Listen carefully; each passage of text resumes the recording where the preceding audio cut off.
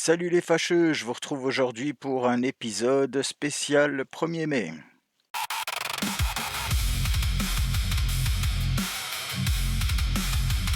Cet épisode est sponsorisé par les camarades. Non, je déconne, c'est pas vrai. J'ai pas touché de pognon, même si j'aurais bien aimé parce que je suis une sale crevure capitaliste. Je ne vais pas faire une vidéo sur tous les débordements qui ont eu lieu parce que vous n'avez qu'à aller sur X, vous tapez 1er mai et vous pourrez assister tranquillement au désastre. Mais je vais quand même vous diffuser 2-3 petites choses. On va voir ça ensemble. On va commencer par la petite vidéo qui donne du baume au cœur. C'est parti, regardez bien. Voilà, ça cherche la merde. Pan!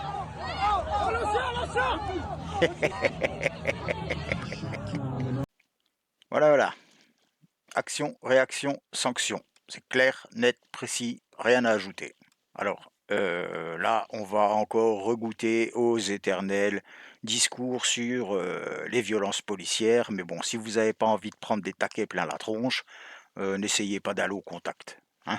Ensuite, on va passer à une photo de jeunes gauchistes qui, sans aucun doute, doivent faire la fierté de leurs parents tous les jours. Donc voilà, je vais vous montrer ça. Hop là. Voilà. Ils ont recouvert une Tesla d'autocollant. Donc, on a du Free Palestine, on a de l'action antifasciste, on a du ni patrie, ni patron, hein, merci le RSA. Enfin bon, bref, voilà. C'est la lutte finale, mes amis. La lutte finale. Coller des autocollants sur une bagnole.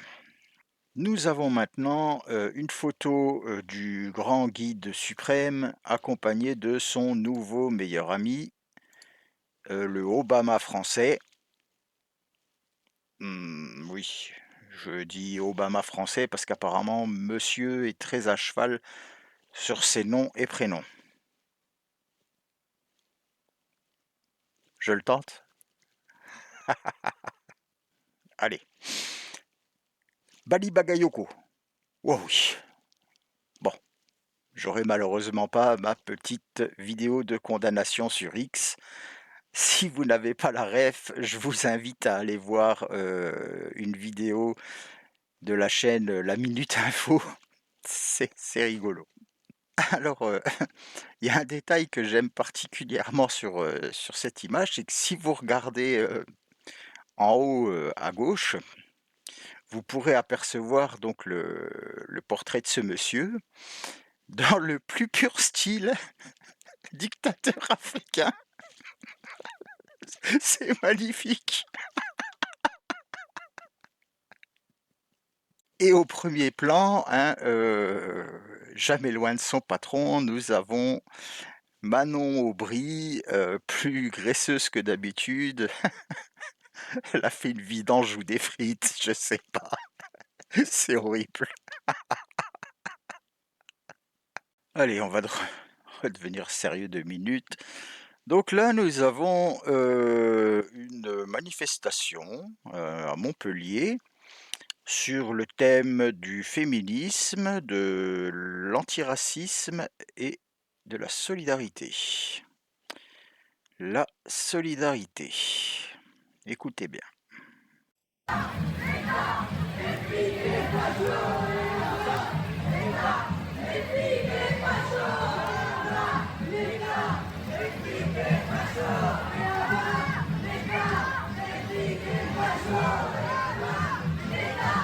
Hein, on ne s'en lasse pas. Même moi, j'étais à fond.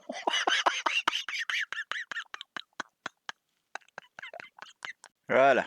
Et c'est pour faire ce genre de conneries qu'on veut empêcher les boulangers et les fleuristes de travailler. Enfin, les fleuristes, c'est pas tout à fait, parce que bon, si la CGT peuvent plus vendre leur bran muguet à 10 balles sur des trottoirs comme des clodos, hein, ça va faire un trou dans la caisse. Donc voilà, après les fameux slogans à bas la gauche, la 8-6 et les clodos, on va repasser sur quelque chose d'un peu plus sérieux, hein. Donc là maintenant, non content d'aller taper du flic pendant leurs manifestations de 1er mai, on va aussi essayer d'aller exploser du pompier. Allez, on regarde ça ensemble.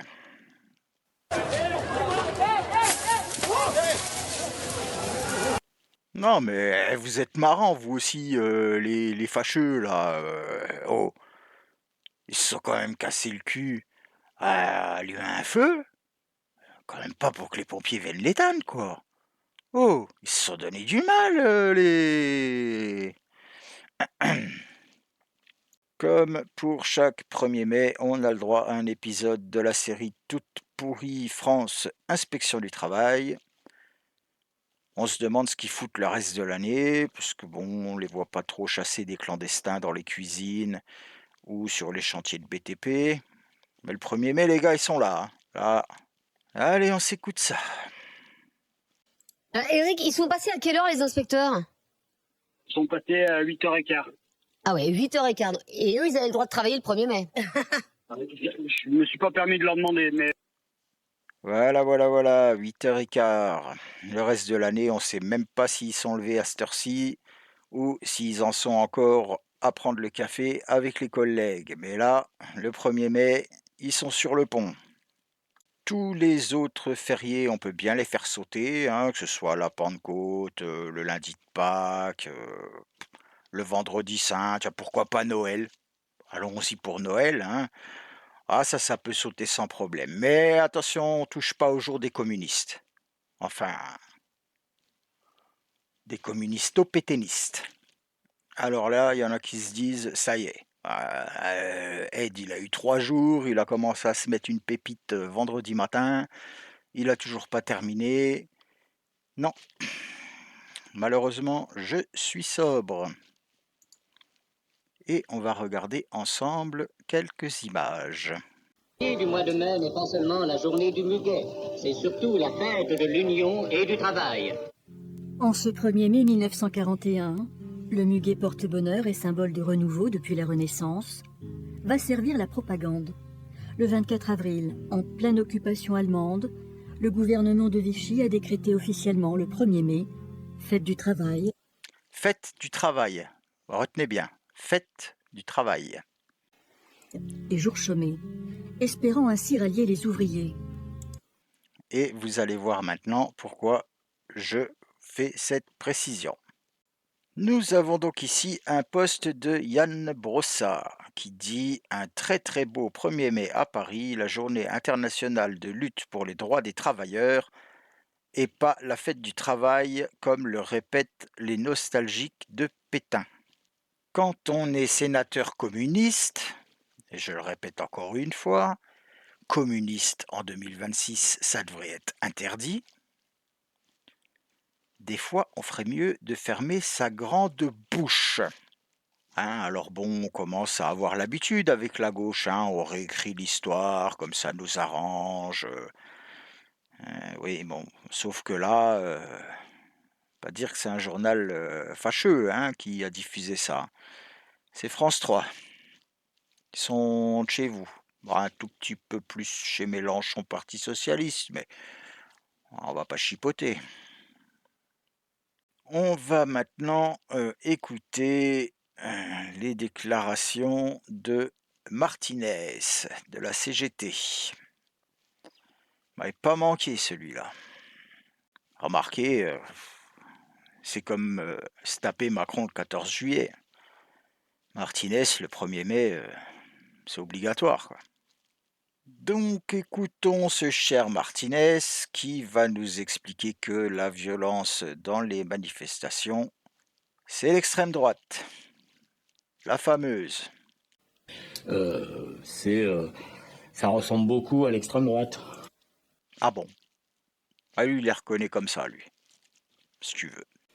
Droite très claire, avec des choses très organisées où On attaque et puis après on envoie devant d'autres personnes qui sont pas forcément identifiées. Black Bloc, quoi. Mais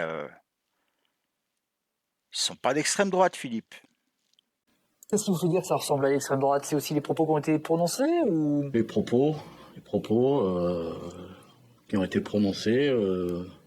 Ouais, continue de pédaler, vas-y. Les insultes. Mais quand vous dites l'extrême droite, particulièrement une organisation? Je vous dis que je ne connais pas. Je dis ça ressemble. Ça ressemble. Voilà.